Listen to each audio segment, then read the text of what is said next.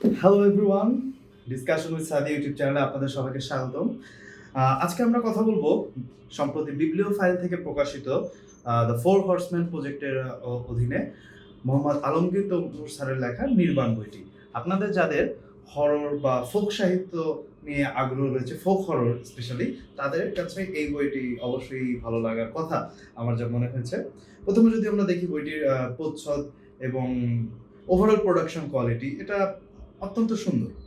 আহ, আমি একটু স্পয়লার থাকবে আমার আলোচনায়, সো আমরা যদি শুরু করি যে এই বইয়ের প্রধানত যেই ক্যারেক্টার, উনি হচ্ছেন একজন স্কুলের টিচার, উনি হচ্ছেন পঞ্চানন পাল।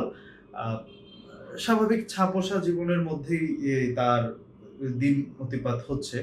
একদম সাধারণ জীবন বলতে আমরা যাবো যে পরিবারের বিভিন্ন টানাপোড়েনের মধ্যে আহ, তার দিনকাল পার হচ্ছে। এদিকে তার মা হচ্ছে গ্রামে অত্যন্ত অসুস্থ।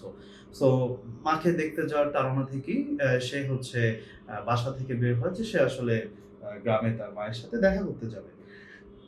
কিন্তু এই দেখাটা আর কোনো সাধারণ দেখা থাকলো না। প্রতিমধ্যে তার দেখা হয় হচ্ছে আমাদের শিশুনাগ নামে একজন অদ্ভুত মানুষের সাথে, যিনি নিজেকে জ্যোতিষী দাবি করেন, কিন্তু আবার ওইদিকে বলেন যে তিনি আসলে অন্যান্য যে জ্যোতিষীরা রয়েছেন, মানে যাদের মেইন প্রধান উদ্দেশ্য হয়তো ব্যবসা করা, তিনি ওই রকম না।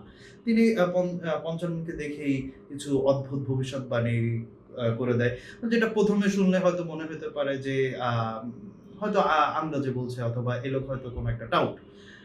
ধীরে ধীরে এভাবেই ঘটনাগুলো আগাতে থাকে এবং সেখান থেকে বেরিয়ে আসে যে আসলে এই আমাদের যে শিশুনাগ রয়েছেন, উনি আসলে কি খুঁজছেন। উনি আসলে দীর্ঘকাল একটা খোঁজার মধ্যে রয়েছেন। কি খুঁজছেন? উনি আসলে খুঁজছেন একটি গোপন বিদ্যা, যেটা তার পূর্বপুরুষ কেউ একজন নাকি আহ, ওই বিদ্যা বা ওই পাণ্ডুলিপির সহচর্যে ওই জ্ঞান লাভ করে তাদের বংশের একটি গোড়াপত্তন করেছিল, একটি আর্থসামাজিক প্রেক্ষাপটে খুব বড় একটি অবস্থানে যেতে পেরেছিল। তো সেই ঘটনাটা বেশ ইন্টারেস্টিং ভাবে এই বইতে লেখা হয়েছে, আপনারা সবাই পড়বেন। আমি ওইটার কোনো ডিটেলে যাচ্ছি না। তারপরে আর কিছু ঘটনা ঘটে, কিছু ট্র্যাজেডি আসে। তবে সবচেয়ে ইন্টারেস্টিং ব্যাপার আমার কাছে এই বইটির যে জিনিসটা লেগেছে, সেটা হচ্ছে ঘটনার যে প্রবাহটা, এবং কিভাবে অতীতের ওই ঘটনার সাথে বর্তমানের ঘটনাগুলো কিভাবে আগায়।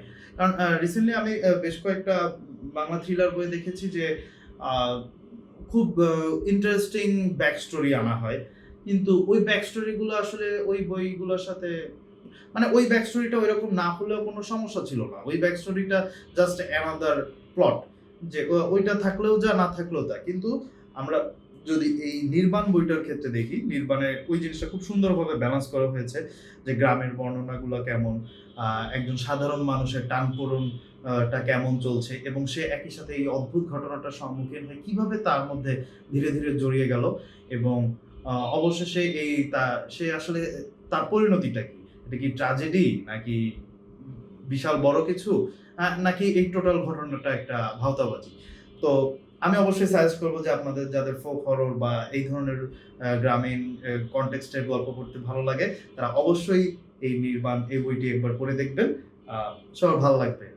ধন্যবাদ।